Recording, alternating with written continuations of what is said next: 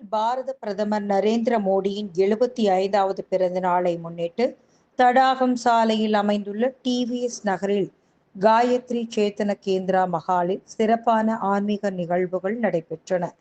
இந்நிகழ்ச்சி பாஜக கோபி நகர மாவட்ட பொதுச் செயலாளர் பிரீத்தி லட்சுமி மற்றும் கவுண்டம்பாளையம் மண்டல தலைவர் சுரேந்திரன் தலைமை தாங்கி நடத்தினர்.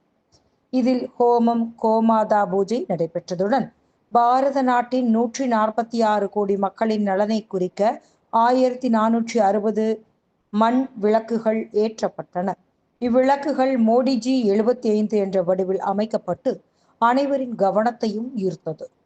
இதனைத் தொடர்ந்து புனித ஹரித்வாரில் இருந்து கொண்டு வரப்பட்ட தீர்த்த கலசத்தை பெண்கள் மட்டுமே தலையில் சுமந்து டிவிஎஸ் நகரில் இருந்து இடையர்பாளையம் மாகாளியம்மன் கோவில் வரை ஊர்வலம் நடத்தப்பட்டது.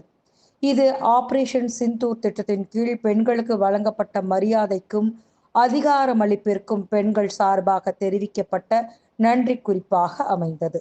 மேலும் இந்நிகழ்வில் மாவட்ட துணைத் தலைவர் மகாலட்சுமி, தாமு, மாவட்ட செயலாளர் சதீஷ், முன்னாள் கவுண்டம்பாளையம் மண்டல தலைவர் விஜயகாண்டீபன், சங்கர் மற்றும் பெருமளவில் மாவட்ட மண்டல நிர்வாகிகள் கலந்து கொண்டு சிறப்பித்தனர்.